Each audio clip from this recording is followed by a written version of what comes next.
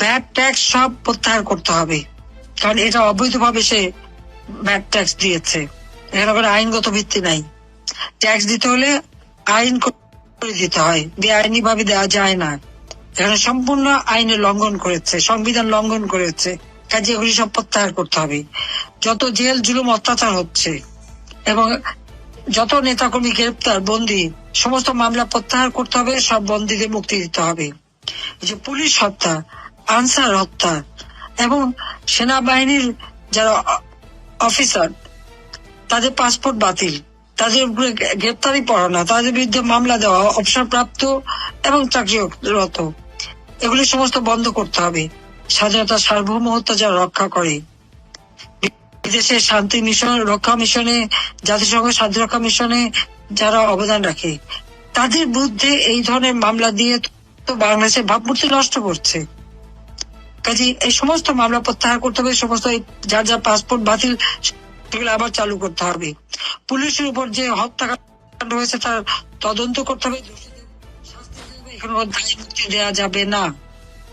এবং যে সমস্ত পুলিশের বিরুদ্ধে মামলা দেওয়া হচ্ছে তা প্রত্যাহার করতে হবে। সরকারি কর্মচারীদের চাকরি থেকে বিতাড়িত করা হয়েছে, আবার সচিবালয়ে আগুনও দেওয়া হয়েছে। এই সমস্ত মামলা প্রত্যাহার করতে হবে। আমার 3 জন সাবেক প্রিন্সিপাল সেক্রেটারি কারাগারে, তাদের মুক্তি দিতে হবে।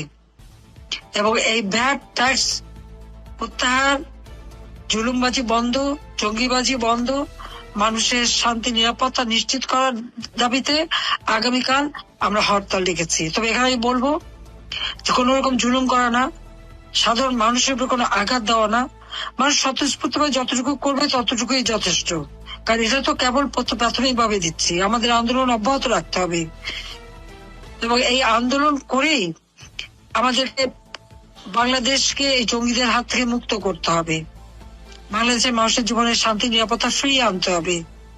বাংলাদেশের মানুষ যেন আবার সুন্দরভাবে বাঁচতে পারে সেই ব্যবস্থা করতে হবে। ব্যবসায়ীরা ব্যবসা করতে পারে না, ব্যাংকে বলে টাকা নেই, অথচ টাকা কিন্তু ছাপাচ্ছে, টাকা যাচ্ছে কোথায়? আজকে সমস্ত ব্যবসা প্রতিষ্ঠানের মধ্যে একটার পর একটা কারখানা বন্ধ, গার্মেন্টস বন্ধ হয়ে যাচ্ছে, রপ্তানি কমে যাচ্ছে। কাজে এই অবস্থা থেকে পরিত্রাণ পাওয়ার জন্য দেশের আর্থসামাজিক অবস্থার উন্নয়ন, ভ্যাট ট্যাক্স বন্ধ এবং এই জুলুম, ঘরে ঘরে আগুন দেওয়া, ঘরে ঘরে যে মা বোনদের উপরে হামলা, অত্যাচার, গ্রেপ্তার, কথায় কথায় রিমান্ডে নেওয়া, এই সব কিছু বন্ধ করতে হবে।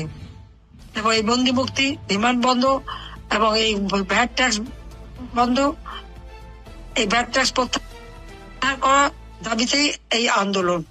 এটা একটা শুরু।